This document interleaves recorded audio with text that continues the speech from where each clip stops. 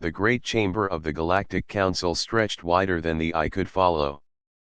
Towers of glass and metal arched overhead, filled with light from distant suns shining through hidden windows. Every seat in the chamber was occupied. The voices of many species murmured together, sharp tones and deep growls blending into a storm of sound. Today was no ordinary meeting. Today was the day the council would decide the future of humankind. At the center stood the human delegation. They wore plain uniforms, not decorated, not colorful, only simple dark cloth. Their faces were steady and calm, but their silence spoke louder than words. For months the council had debated what to do with them. Some species had called humans reckless. Others said they were too quick to fight, too stubborn, too unpredictable. A final vote had been called.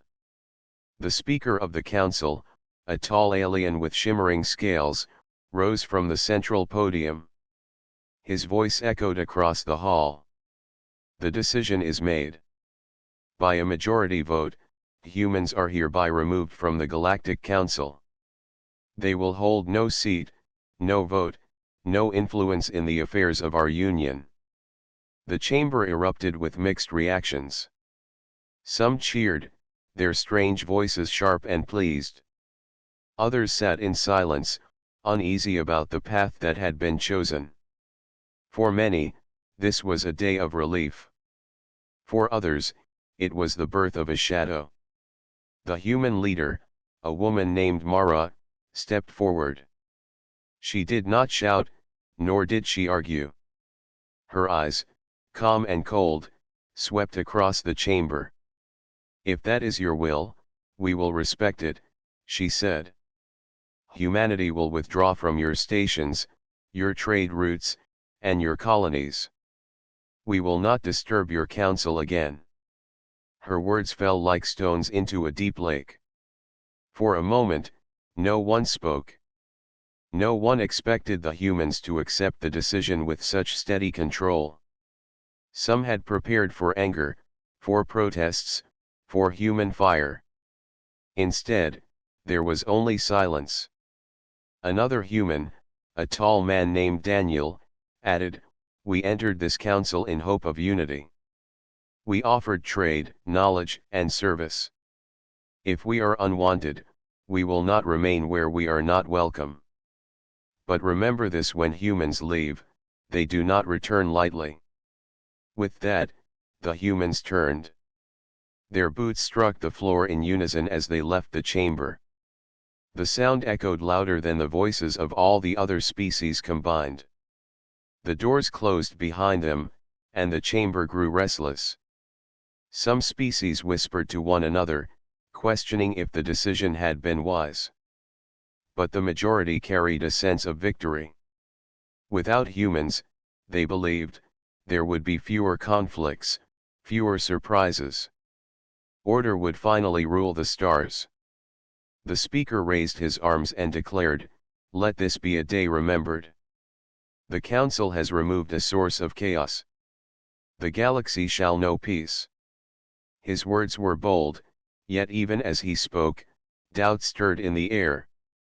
Outside the chamber, in the cold corridors of the station, the humans gathered together. No one argued. No one shed tears. Mara looked over the group and said, "We return home. We stand on our own." The humans nodded, their silence full of strength. Ships waited for them in the docking bays. Sleek vessels of human design, built for both trade and defense, stood ready. The engines glowed faintly as if they, too, knew what was coming. The humans boarded, one after another, without looking back. As the fleet pulled away from the station, windows across the orbital platforms lit up with alien eyes watching. Some felt uneasy. The humans were leaving too easily, too calmly. Yet others laughed, saying it was best that way. Better to be rid of them now than later. Deep inside the human flagship, Mara stood at the command bridge. Stars stretched before her like endless rivers of light. She spoke to her officers, "We will not waste time on anger. We will return to our colonies. We will strengthen what is ours. The council thinks we are gone, but they will learn. They will learn what it means when humans walk away." Her words carried through the bridge like a quiet promise. No one doubted her. Humanity had faced exile before in its history. Every time, it had risen stronger. Back at the council chamber, the debate still continued. Some members questioned if removing humans had been too hasty. "They built much of our trade routes," one alien said. "They designed repair systems no one else understands," another added. But their voices were drowned out by the majority who insisted that the galaxy would be better off without humanity's fire. In that moment, no one noticed how empty the chamber felt without the human presence.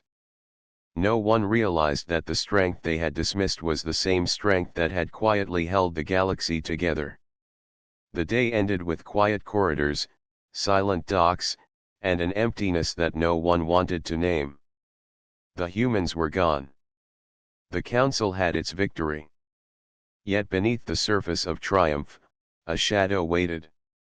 For the first time in many years, the galaxy had to wonder what would the future look like without humankind. The answer would not take long to arrive. Weeks passed after the humans left the council. At first, the chambers and stations of the Galactic Union felt calm. Many species believed the decision had been the right one. The halls no longer echoed with human voices, and meetings seemed smoother without their questions and challenges. Some celebrated the new order, telling themselves that the galaxy would now run without disruption. But slowly, a new silence crept across the stars. It was not the silence of peace. It was the silence of missing footsteps, missing engines, missing work that had always been there but never noticed. On the trade lanes, alien merchants began to complain. The wide routes of commerce stretched between hundreds of worlds, carrying food, machines, medicines, and rare minerals. Human ships had always been a common sight on these lanes. They traveled far, carried heavy loads, and often risked dangerous paths others avoided. Without them, gaps appeared in the flow of goods. A merchant from the Velari species looked at his half-empty cargo hold and muttered, "Where are the human haulers? They always brought the supplies no one else dared to carry." His assistant could only shake his head. The humans were gone, and with them, the flow of certain rare goods stopped. On colony stations, the problem grew worse. Humans had provided not just ships but also skilled workers. Their engineers could repair almost anything. Their traders always found solutions when shortages struck. Without them, stations began to feel cracks in their daily life. One colony orbiting a red star faced the first real test. A power relay broke down, cutting half the station from energy. The local engineers tried to repair it, but the human manuals were written in simple, direct language that only humans seemed to understand fully. The aliens struggled for days, and families lived in the dark while machines failed around them. "Why did we not copy their methods more carefully?" one frustrated worker said, his arms covered in grease. "They fixed these problems in hours. We cannot even open the right panels." Food shortages came next. Humans had been famous for farming even on barren worlds. They carried seeds, soil methods, and clever designs for greenhouses that turned dead rock into fertile ground. Other species had learned a little, but not enough. Without human farmers to guide them, harvests dropped. On some colonies, the food shipments stopped completely because no one else wanted to carry fragile goods across dangerous space. Inside the council chamber, reports began to pile up. Delegates from smaller worlds stood and shouted about failing stations and starving colonies. The humans left, and now our shipments are late. Who will carry them? Who will fix the machines? Who will teach our farmers? The Speaker of the Council tried to calm the unrest. These are temporary matters. Adjustments take time. Soon trade will flow again. Other species will fill the gaps humans left. But the words rang hollow. The truth was clear: no one moved as quickly as humans, no one adapted as easily, and no one was willing to take risks for small rewards the way humans had. In the markets of the central worlds, prices soared. Medicine that had once been common became rare. Small devices built in human factories turned into luxury items. Merchants grew rich while poor colonies suffered. Anger began to spread. A group of alien farmers gathered on a dusty moon and spoke bitterly. The council thought humans were trouble. Now we see they were our lifeline. Without them, who will help us survive the next harvest? Still, pride held the council back. To admit they needed humans would mean admitting they were wrong. Delegates argued for long hours, blaming one another, blaming pirates, blaming delays. Yet no one wanted to speak the truth that the galaxy had relied too heavily on a species it had just cast aside. Meanwhile, on distant human colonies, the silence of trade was not felt as pain but as peace. Human farms thrived, their machines worked, their ships carried goods for their own people. They did not rush to fill the gaps they had left behind. For the first time in many years, humanity focused only on itself. Back in the wider galaxy, the silence grew heavier. On the outer routes, stations that once bustled with human voices now stood half empty. Dock workers stared at the quiet bays where human freighters used to land every week. A child asked her mother, "Why are the docks so quiet? Where did the humans go?" The mother could only answer softly, "They went home. And it seems they took more with them than we knew." The council did not yet admit regret, but whispers filled the chambers. Some asked in secret meetings if it had been a mistake to drive humans away. Others, too proud, still believed the silence would end on its own. But the silence of trade was only the first shadow. Darker storms were already moving toward the galaxy, storms that had always been held back by the very species the council had cast aside. The weeks turned into months after the silence in trade. At first, whispers of worry passed between alien engineers and colony governors. Then came the real signs. Systems once taken for granted began to fail.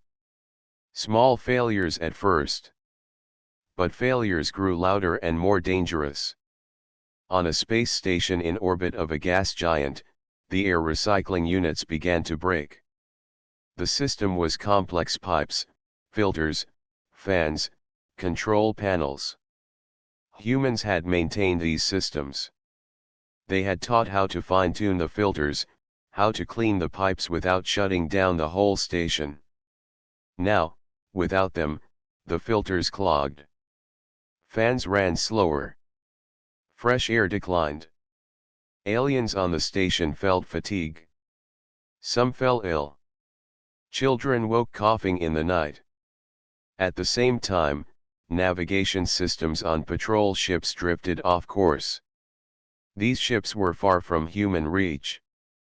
They had human-designed star maps, human software to adjust gravitational slingshots around stars. Now the software glitches, directions off by small degrees, course corrections late. Ships that used to sail reliably now stall or waste fuel in wrong routes. Crew members from other species argue over which setting is correct. Some old manual charts exist, but they lack the precision the humans built. Another failure came in life support systems in remote outposts. These outposts depended on human machines. Cooling systems for greenhouses failed, causing plants to wither. Heating panels on cold moons cracked when they froze at night, unable to thaw in the morning. Many outposts had no human experts. Local technicians tried to improvise. They patched boards. They welded metal. But patches fail under stress. Panels overheat. Pipes burst. Some outposts were forced to evacuate when life support dropped below safe levels. Power grids all across the Council worlds grew weaker. The grids were networks of power nodes, backup systems, energy regulators. Human engineers had built redundancy into them. They designed automatic switching when one node failed. But the humans also had secret knowledge of calibrations and weak points. Others knew the theory but never saw the fine adjustments. After human absence, small component failures cascaded. One node goes down, the load shifts to nearby nodes. Those become overloaded, then fail. Then others. In a week, a whole city falls dark. Hospitals rely on backups, but backups need stable input. Generators that humans maintained now sit unused because no one knows exactly how to start them safely after long idleness. In equipment repair shops, spare parts became mysterious. Some parts were marked human design. Others had no identification.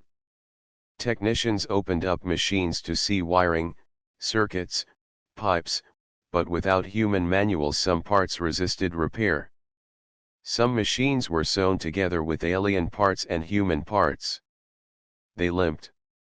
Others stopped entirely. Council delegations visited broken stations. A delegate from a mining world looked at a miner's rig that used human-made drills. The drill head had shattered.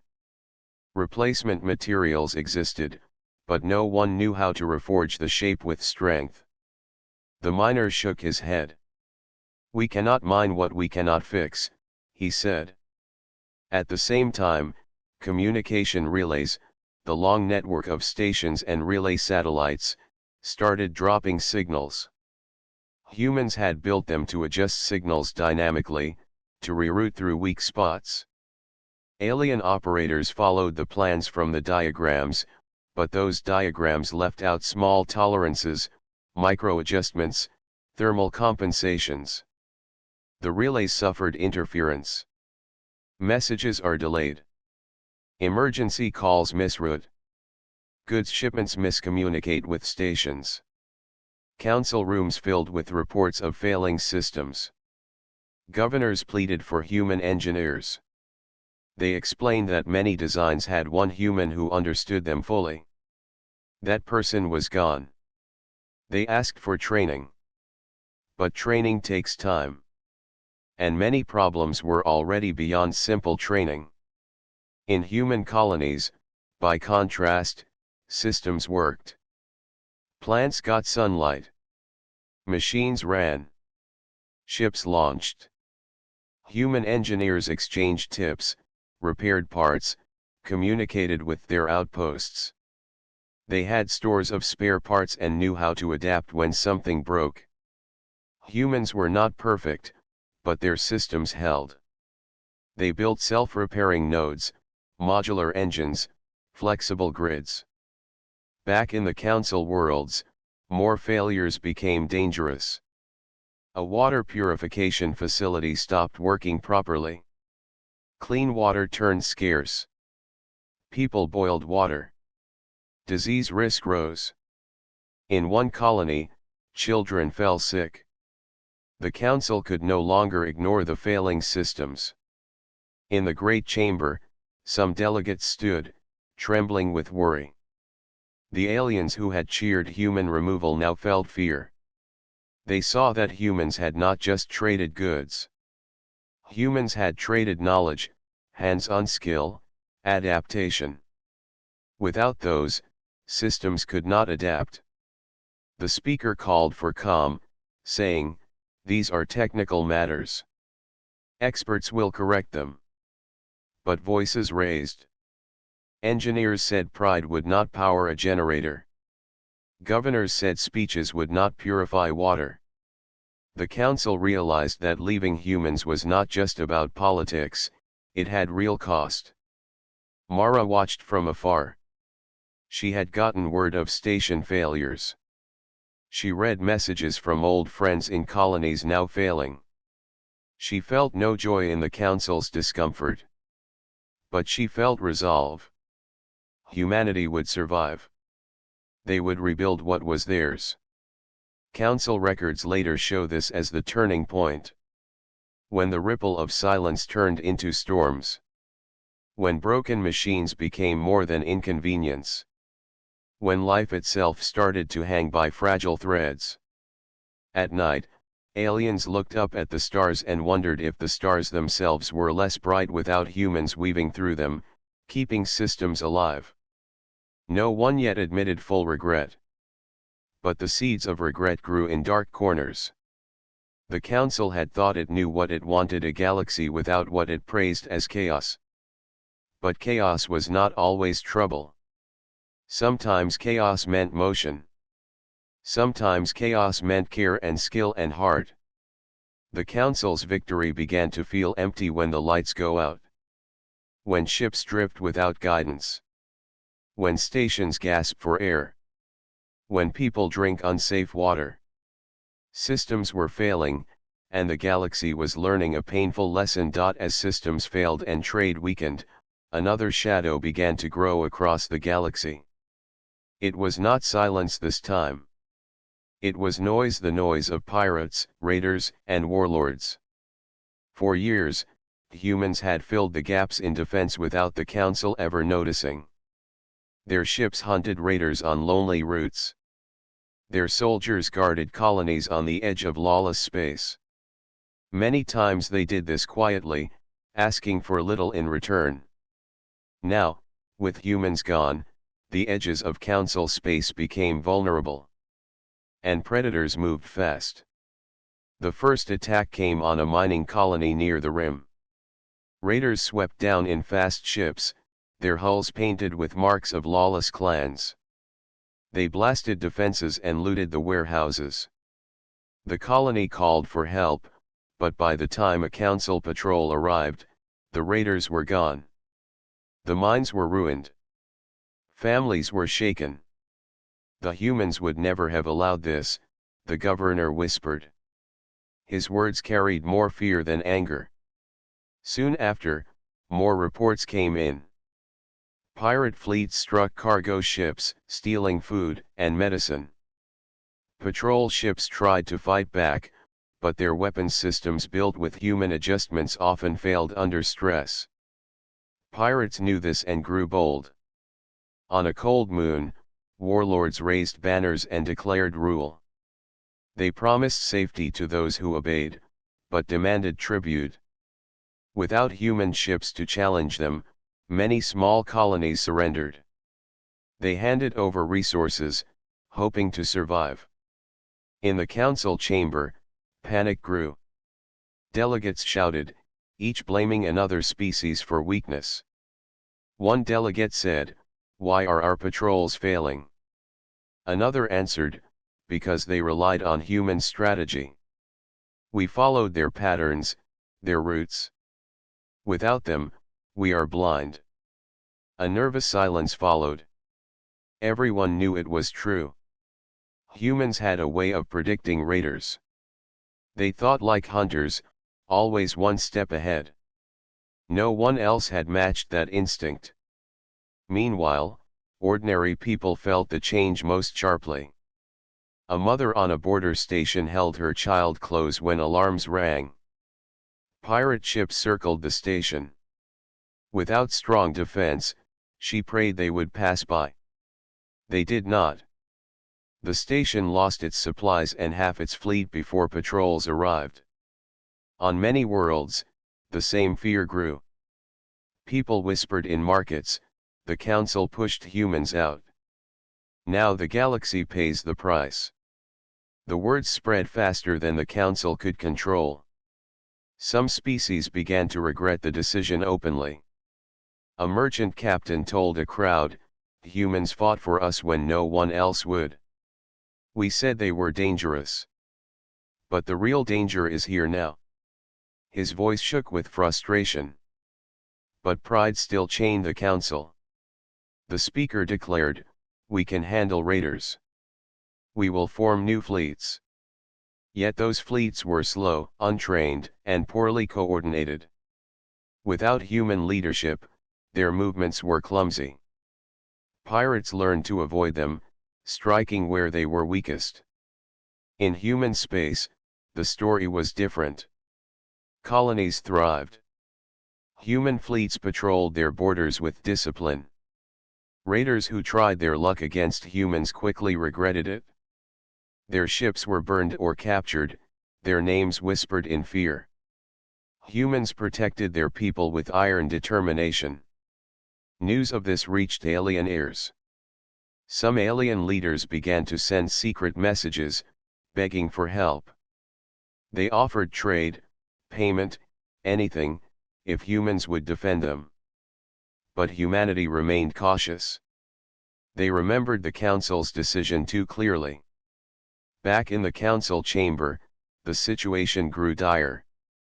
A great starport, once a hub of trade, lay in ruins after a raid. Hundreds of ships destroyed. Thousands without homes. Delegates argued into the night. Some said, "We must call humans back." Others shouted, "Never. They were the problem." The chamber split, and trust among species began to crumble. Amid all this, an old admiral stood and spoke quietly. "We did not see them clearly. Humans were not chaos. They were the shield. We mistook the shield for the sword." His words struck deeply, but too many were still unwilling to admit fault.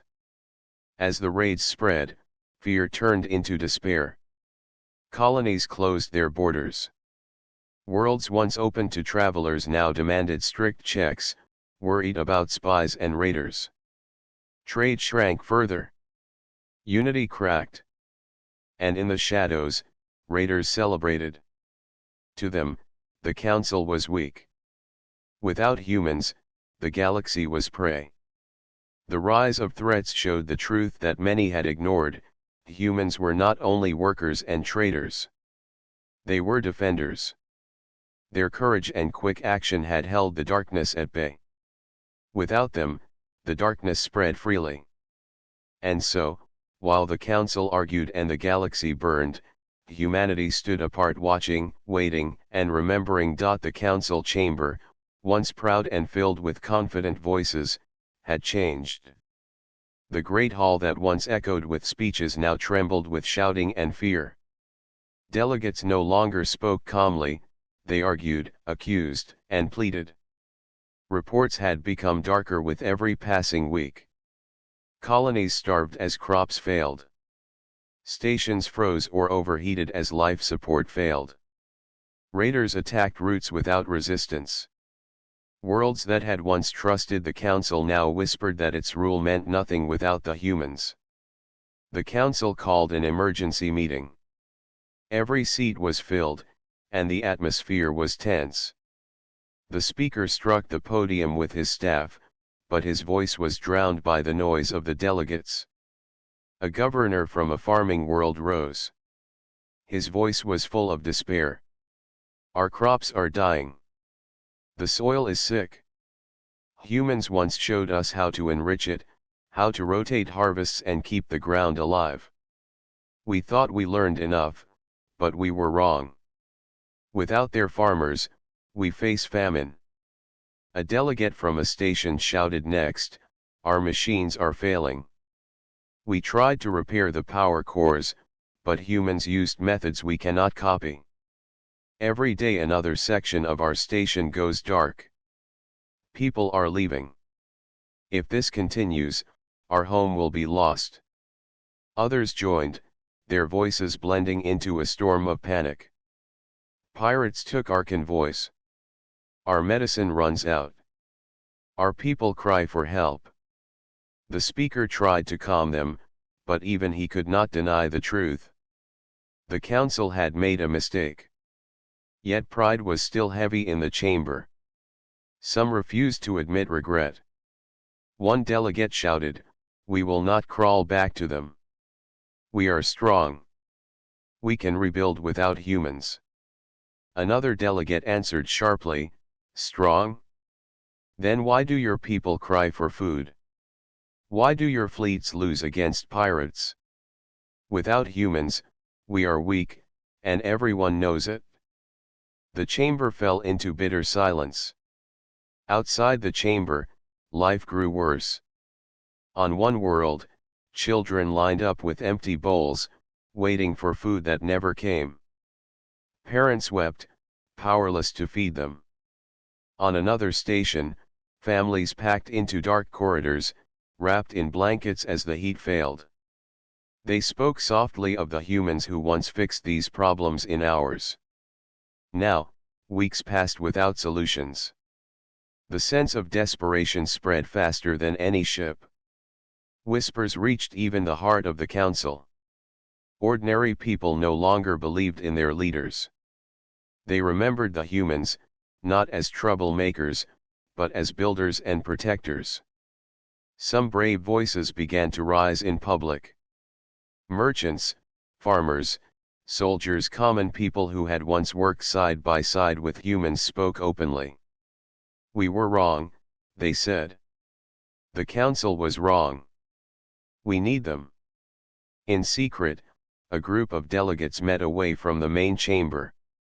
They spoke in low voices, afraid of being overheard. One of them, an elder from a border colony, said, "We cannot survive like this. We must go to the humans. We must ask for their help." Another whispered, "The council will not allow it. Pride blinds them." The elder leaned closer. "Then we go without permission. Better to be shamed than to be dead." Desperation pushed them toward decisions they would never have imagined before. Meanwhile, in human space, life was different. Colonies grew strong. Fields flourished. Ships patrolled with discipline. News of the council's suffering reached them, but humans did not rush to answer. They remembered the insult too clearly. They remembered being called dangerous, unwanted. Now, they focused on their own people, their own safety. On the bridge of her flagship, Mara listened to a report about famine on council worlds. Her officers waited for her response. She stood silent for a long time before she said, "They cast us out. Let them see what that means." Her voice carried no joy, only steady resolve. Back in the council chamber, the pressure mounted. Every day brought new reports of hunger, sickness, and raids. Delegates shouted until their voices cracked. Some demanded war against pirates. Others demanded rebuilding programs. But behind all those plans was the unspoken truth: none of it would succeed without human knowledge. One desperate delegate finally shouted what many had been afraid to say. "We must beg them to return. Pride will not feed our children. Pride will not fix our machines. If we do not act, we will fall apart." The words hung heavy in the air. Some nodded. Others looked away, ashamed. The chamber knew it was true. The galaxy had reached a breaking point. The council's pride stood against the survival of its people. And desperation was winning. Soon, a secret decision would be made. A small group would leave the council's halls and begin a journey to find humanity.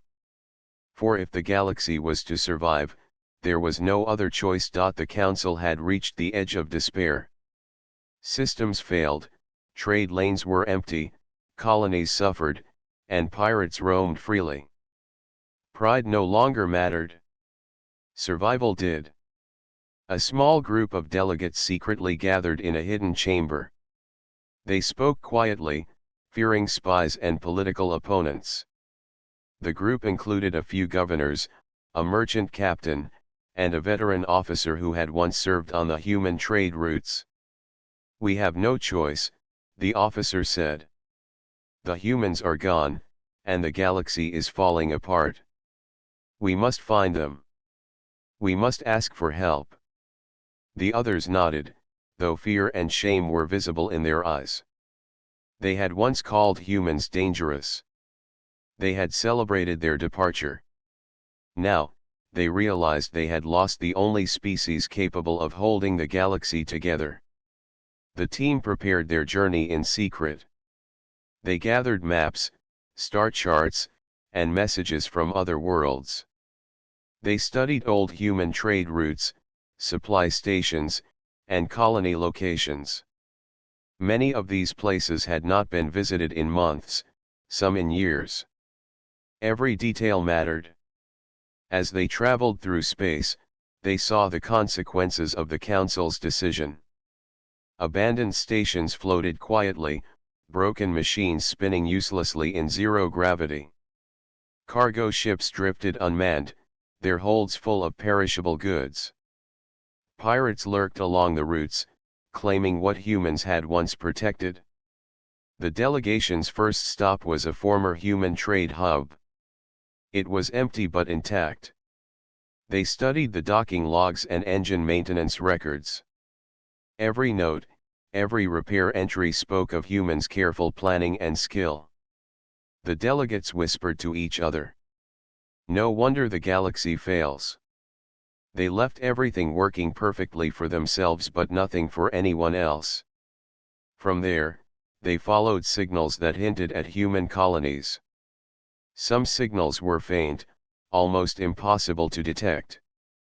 The delegation had to navigate asteroid fields, gravitational anomalies, and hidden pirate patrols to reach them. Each obstacle tested their skills, patience, and courage. Weeks passed. Supplies ran low. Tensions rose. The delegation argued and corrected each other constantly. Yet despite difficulties, their resolve never wavered. They remembered the suffering back home, the failing stations, and starving colonies. Humanity was their only hope. Finally, they reached the outer rim. A cluster of human colonies appeared in the distance, orbiting several small stars. The colonies were not just surviving, they were thriving. Ships moved smoothly in and out of the docking bays. Green fields glowed on barren worlds. Factories and workshops hummed with life. Patrols moved with precision and discipline. The delegates stared in awe. Everything humans touched worked. The skills, the organization, the planning, it was unlike anything the Council worlds could match. One governor whispered, "They never needed us. They were always self-sufficient. It was us who needed them." As the delegation approached the main colony, a human patrol intercepted them. Mara herself came aboard their ship. Her calm eyes studied the delegates, and her presence made every delegate uneasy. She did not smile. She did not shout.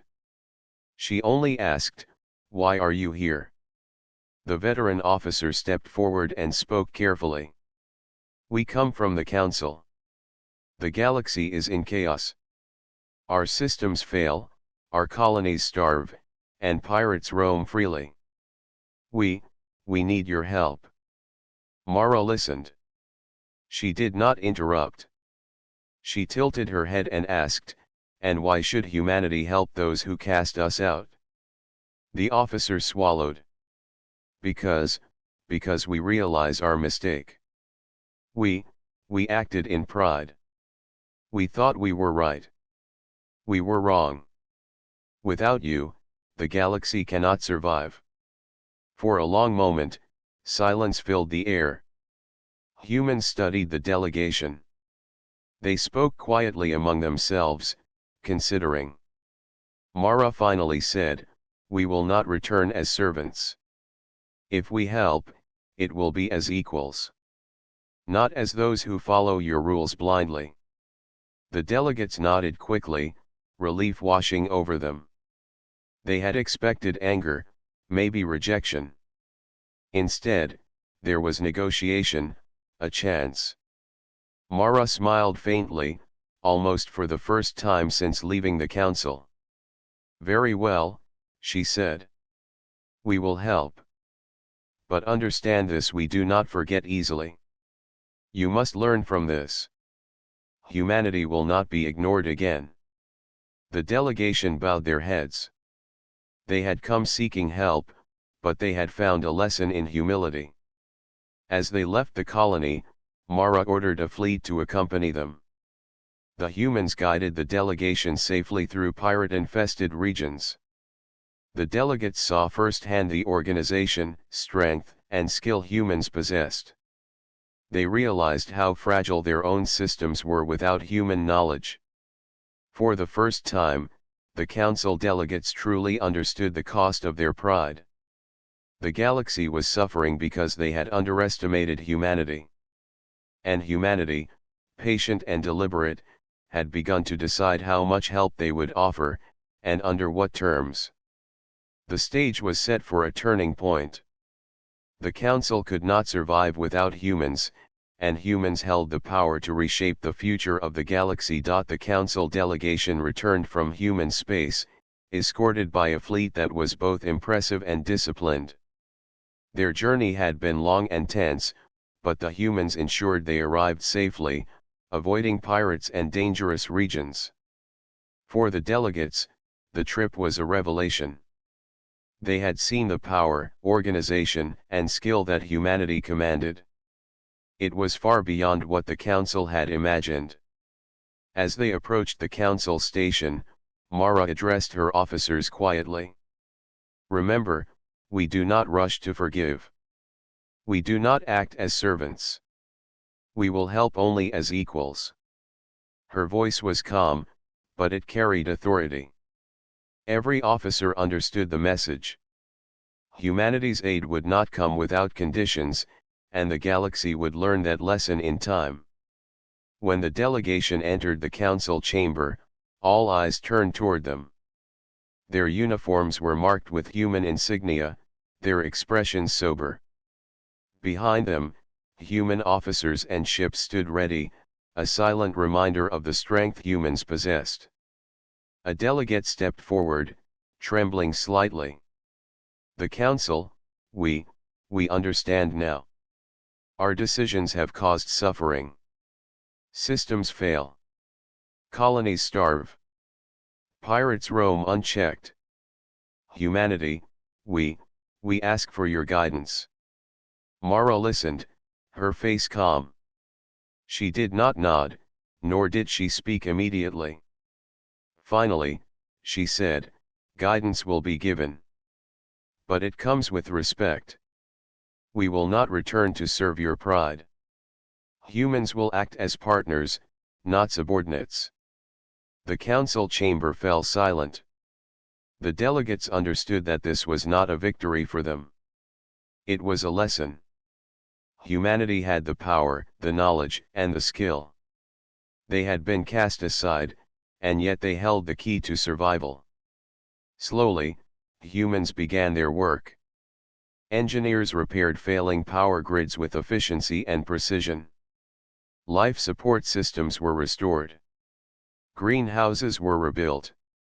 Trade routes reopened, and cargo moved safely once again.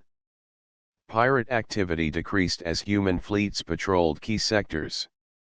Every action was a demonstration of discipline, intelligence, and strategy.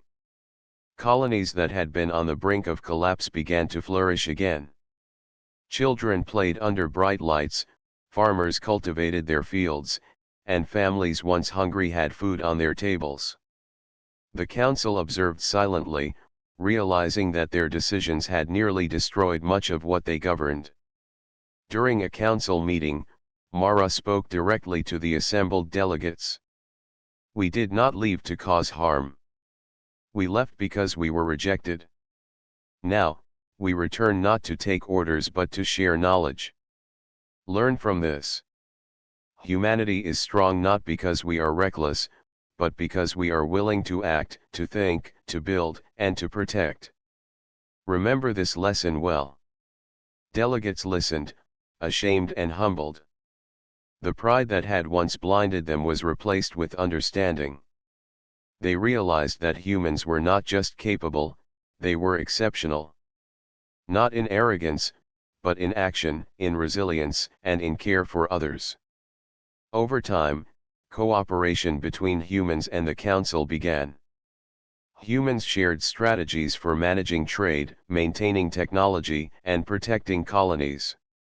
The Council slowly accepted their position as equals, no longer dismissing human judgment.